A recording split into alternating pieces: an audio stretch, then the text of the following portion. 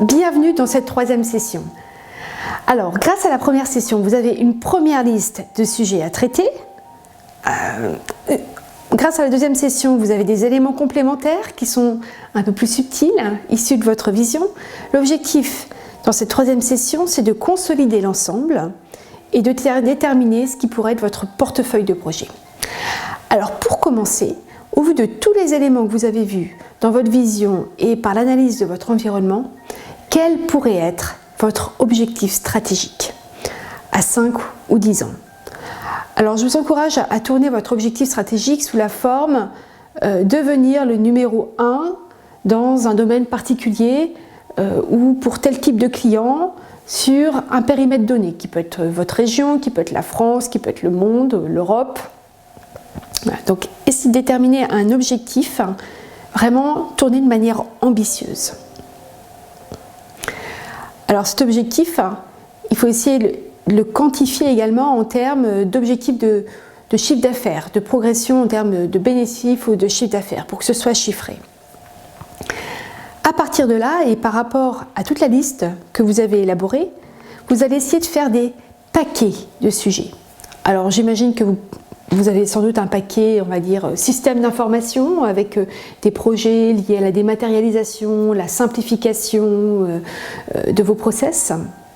J'imagine que vous avez un pavé tourné sur développer tel type de clientèle et les services associés.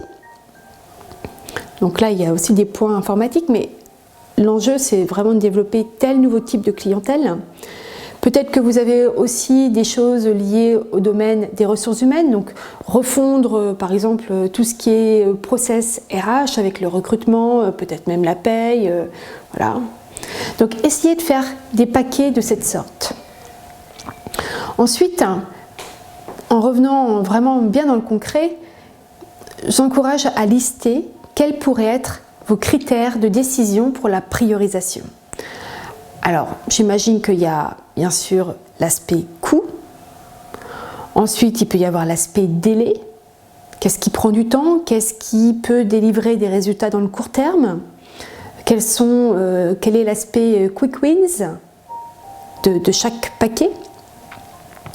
J'imagine qu'il y a aussi un point par rapport aux enjeux stratégiques. En quoi tel projet supporte vraiment beaucoup ou un peu moins l'enjeu stratégique. J'imagine aussi qu'il y a un point par rapport au risque. Quel est le risque lié au projet en général? Alors une fois que vous avez votre objectif stratégique, vos paquets de sujets qui pourraient être des projets et que je vous encourage à nommer avec un verbe. Par exemple, si on parle des choses liées à l'environnement informatique, ça peut être dématérialiser l'ensemble des flux avec le système informatique.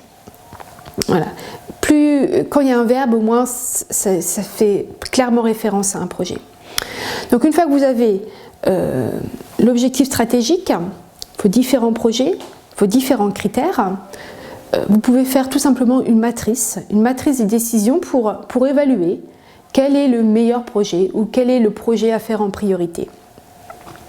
Alors je vous ai mis dans la session un fichier Excel avec une matrice et des pondérations, ce qui vous permet d'éviter de construire ce fichier, parce que c'est un petit peu long de créer ce type de fichier, et d'avoir de cette manière un pourcentage pour vous guider dans votre décision.